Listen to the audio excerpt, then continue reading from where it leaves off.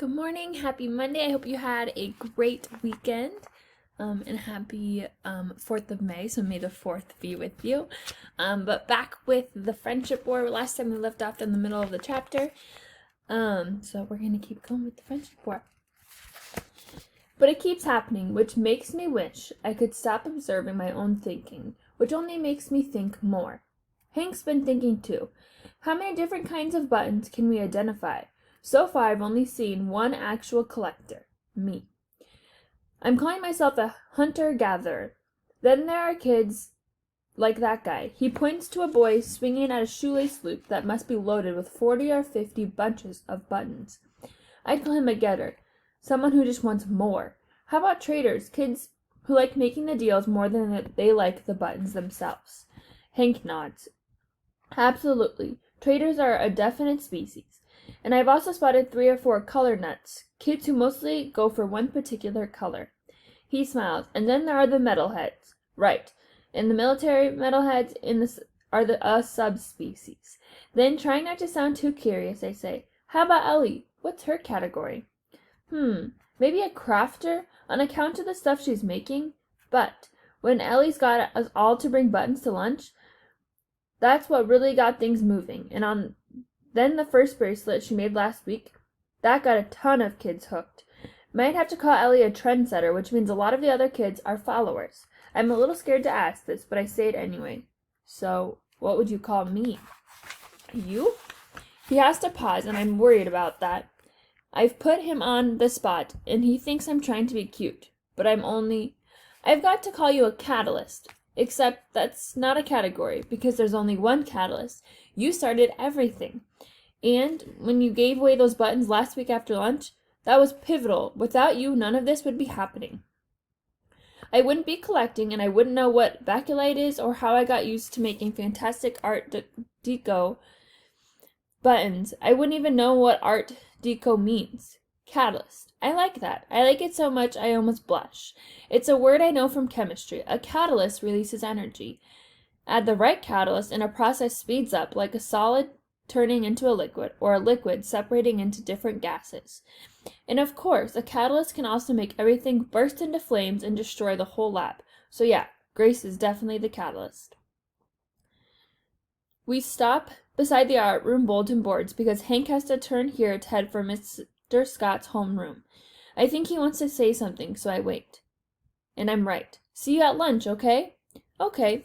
And I listen. And listen, don't let Ellie bug you today. She thinks she runs everything, but she doesn't. You're 10 times smarter than she's ever been. 10 times nicer, too. He says that last bit with a half smile. Thanks. And I smile back. Then Hank walks away, and I walks his way, and I walk mine. So did my face tell Hank that I needed cheering up? Because I really did. And that's what he just said worked. I feel better. But as I get closer to Mrs. Lang's room, the feeling evaporates. I'm not ready for today. I'm not ready to deal with Ellie. I'm not ready for the whole button circus. I wish it would all go away. I don't even care anymore about wishing isn't scientific. Still, unless I totally chicken out and run for the nurse's office. I know I'm stuck. Because one thing's sure about a school day, once it starts, it just keeps going. And mine begins with homeroom right now. Chapter 18. Only a button. I shouldn't have been worried about Ellie. She's way too busy to care about me. Her button jewelry has its own brand name now. Ellie's Originals. She has a sign on a desk inside Mrs. Lang's doorway so that girls from up and down our hall can stop in and trade away all their very best buttons for necklaces and anklets and, of course, her newest bracelets. I wonder, is Ellie also selling raffle tickets for sleepovers at her house? Which is a mean thought, but that's definitely something Ellie would do, only she's not smart enough to think of it. Which is an even meaner thought. I walk into the room, slipping right past her. 2 minutes later, then 3, and she's still busy, only aware of her customers. Although Ellie might be just pretending to not notice me. Because that's what I'm doing. I keep sneaking quick looks at her, and maybe she's doing that too. Or maybe not. Either way, I can get through homeroom with 0 contact. That will suit me. Then I won't have to see her until social studies. Mrs. Lang must have noticed all this button craziness. How can she not? But her eyes are glued to the screen of her laptop, and she's tapping away at her lesson plans as if she expects 10 visits from the principal today. Over the windows, I've got a good view of the black top beside the building, and the bell hasn't even rung yet for the 3rd, 4th, and 5th graders. A bunch of 4th grade boys are playing a game where they stand at a line and toss a button at a target down the asphalt with chalk. The kid who gets a button to land closest to the center gets to keep the other ones. All over the playground, kids are standing in small groups, passing buttons around, looking at them, flipping them back and forth, making trades. And the button kids always outnumber the others who are running around or tossing balls or using the swings and slides. Buttons! I still can't get my head around to this thing. Just last Wednesday, 8 kids brought some buttons to lunch at Ellie's table. That was only 5 days ago. And now it's a full-on fad. Is that even possible in only 5 days? The fact is, it's more than possible because I'm looking at the proof right here on the playground. And here, in my own room, this is happening. Hi, Grace. Oh, hi, Brooke. How's it going? Okay. So, did you have a sleepover at Ellie's? I'm half joking, but Brooke doesn't pick up on it. She shakes her head and then glances towards the doorway. Ellie's not talking to me, not even looking at me. Yeah, I guess we're both pretty much invisible today. She doesn't smile at all. I shouldn't keep trying to joke about it. Not with Brooke. Ellie had Taylor for a sleepover on Saturday. I guess I made her mad. But like you said, I hadn't agreed to a deal yet. I hadn't. Well, I'm really sorry. I jumped in the middle of things. I guess I went too far trying to get that pinwheel. It's okay, it's only a button, right? And if someone wants to get all upset and mean about it, then that's not my fault, right? Right. But Brooke thinks it is her fault, which is exactly the way Ellie wants her to feel. Ellie is at the center of her own imaginary solar system, and Brooke and me, we're both in some cold, dark corner behind a lost moon, and we've each got a label glued to our foreheads. Ellie's not my best friend anymore, and it's all my fault. But actually, if this situation is anybody's fault, it's my fault. If I hadn't barged in to get that button, we'd still all be friends, or at least we'd be talking to each other the way we did before, and eating lunch together at Ellie's table. Which wasn't so bad. In fact, it was mostly good, I guess. And Brooke, she's completely innocent. She didn't deserve to get pulled into my collision with Ellie. It's like I caused a black hole to open up, and now the gravity has a grip on everybody. Here, I reach into my pocket and hand her the pinwheel button. You should go and see if Ellie still wants to trade you for a bracelet or something, so you can fix things with her. But this is yours now. I know, but like you said, it's only a button, and this'll make me feel a lot better about everything. A smile makes Brooke look like a different person. This is so nice, Grace. Thanks. You're welcome. I try not to watch, but Brooke goes and waits her turn at Ellie's store. Then they talk, there's an exchange, and Ellie stands up and gives Brooke a little hug. I go back to watching the 3rd and 4th graders swapping and flipping and tossing buttons around outside. And I do feel better. The good feeling lasts all day. I see Ellie during social studies, then at lunch, then at gym, in language arts. We don't talk, but it seems like she almost smiles at me a few times. 5 minutes before the bell at the end of the day, Brooke stops at my desk in homeroom, and she's wearing her new bracelet, a dark blue ribbon and white buttons. Ellie wanted me to give you this. See you tomorrow, and thanks again.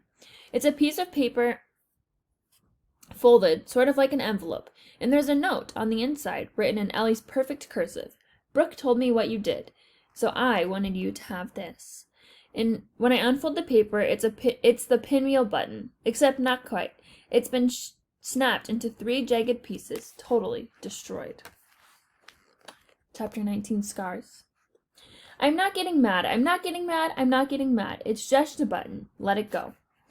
It was just a button, but this morning I knew that. That's why it was so easy to give it to Brooke. To let it go. I wanted to get our universe back into balance. But now this button stands for every unkind thing Ellie's ever done. Things I went along with, things I didn't even think about. Because it's not like Ellie turned mean all of a sudden. Little bits of meanness have been around for a long time.